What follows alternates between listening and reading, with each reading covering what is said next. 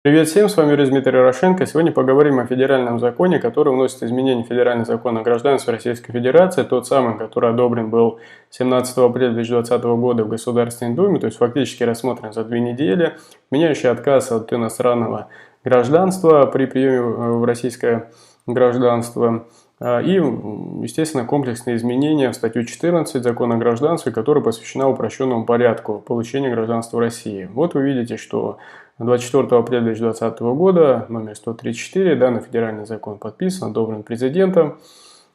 Статья 2 гласит о том, что он вступает в силу по истечении 90 дней, то есть это конец июля. Данный федеральный закон должен вступить в силу, к нему должны быть разработаны методические указания для сотрудников инспекторов МВД по применению данного федерального закона на практике в отношении иностранных граждан.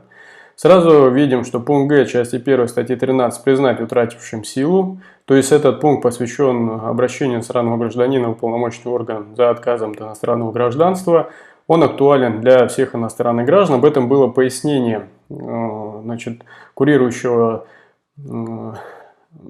комитета Государственной Думы, то есть Леонида Калашникова, о том, что данный пункт признания утратившей силу, отмена отказа от иностранного гражданства распространяется на всех иностранных граждан, а это значит, что и для носителей русского языка, которые выходят на гражданство по РНЯ, у них также отменяется отказ от иностранного гражданства, соответственно, процедура замены вид на жительство и все, что связанное с этим, то есть упрощается получение гражданства Российской Федерации также по носителю русского языка.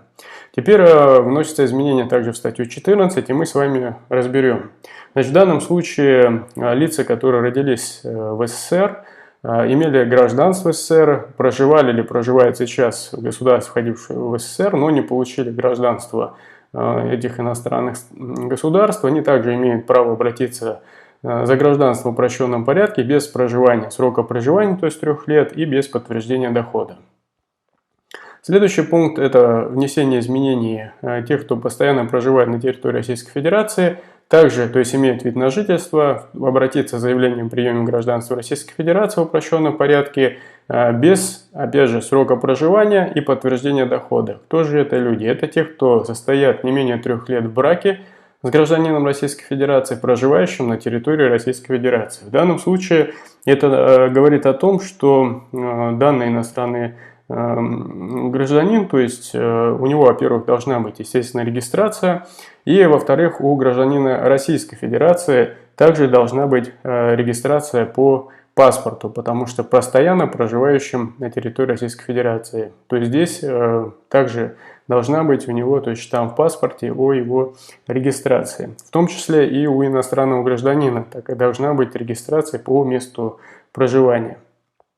Следующий пункт вносит изменения не менее 3 лет, да, заменяется словами не менее 1 года. Он касается трудовой деятельности для тех, у кого есть образование, получивший диплом в Российской Федерации. То есть теперь нужно будет 1 год проработать, независимо от того, входит ли ваша деятельность по квалификации вы работаете, независимо от списка, помните там, да, 135 профессий. То есть главное 1 год с дипломом Российской Федерации проработать официально, быть трудоустроенным со всеми отчислениями.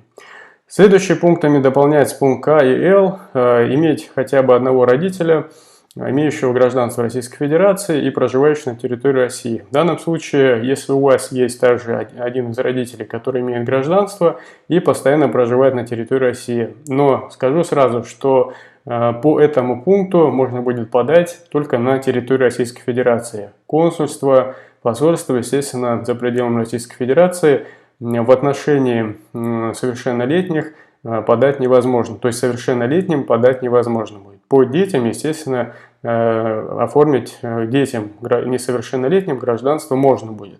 Как на территории Российской Федерации, так и за пределами. А если вы являетесь совершеннолетним, то по родителю, гражданину Российской Федерации, можно будет, у кого есть, опять же, постоянное проживание, то есть регистрация в паспорте, можно будет оформить только на территории РФ.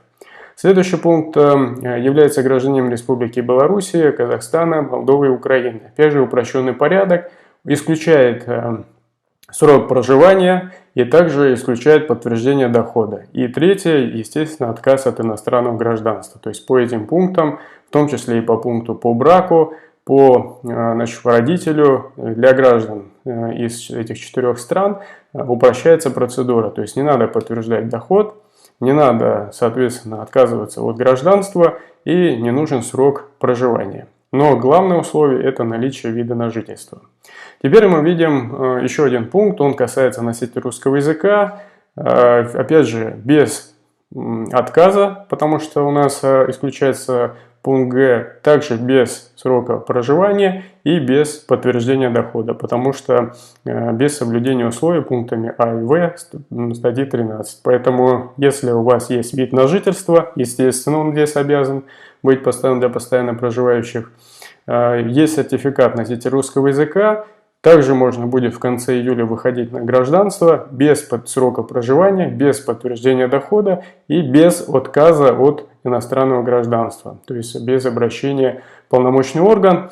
Опять же, без замены вида на жительство на лицо без гражданства, то есть вот эту процедуру законодатель должен убрать. То есть посмотрим, естественно, как будет выглядеть административный регламент. Но закон это предполагает.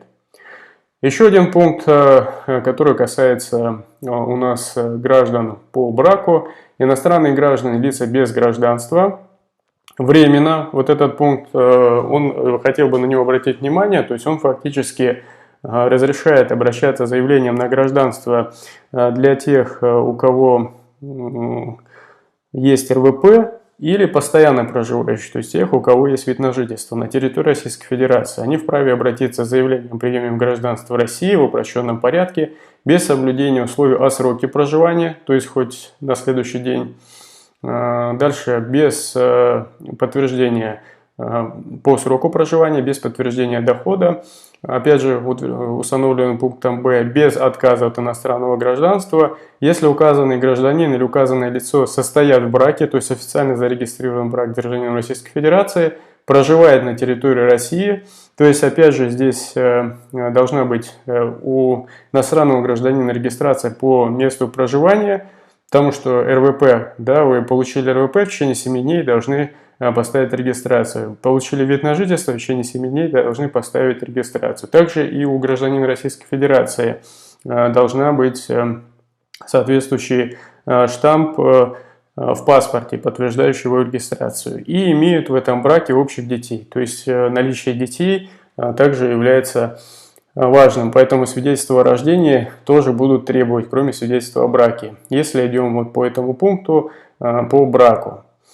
Что бы еще хотел сказать, что у нас здесь после того, как вы, соответственно, получаете гражданство, необходимо будет сделать уведомление о наличии или о прекращении у вас гражданства того или иного государства. То есть вы будете уведомлять наличие у вас гражданства иностранного государства, это является обязательным условием. Что еще хотел бы сказать? Так как это процедура упрощенного порядка, то в данном случае по этому федеральному закону наличие вида на жительство является обязательным. Как я сказал, пункт, который касается у нас по браку, здесь вот наличие временно, то есть это РВП. Но посмотрим, как это будет выглядеть на практике и какие будут пояснения от МВД, разъяснения именно по этому пункту. Поэтому подождем немножко, посмотрим, как вот для этого есть эти 90 дней. Значит, по остальным условиям это наличие вида на жительство является, естественно, обязательным условием. Это наличие регистрации по месту проживания тоже является обязательным условием. Также это у гражданина Российской Федерации должна быть, то есть прописка, постоянная регистрация в паспорте. Это тоже является важным условием. И последнее, что да, федеральный закон вступает в силу по истечении 90 дней. Таким образом, это конец июля, то есть подождем, как будет выглядеть административный регламент, какие будут разъяснения. Вот на это хотел бы тоже обратить ваше внимание. Так что будем следить за дальнейшими изменениями, комментариями. Подписывайтесь на канал. Всего доброго, всех успехов!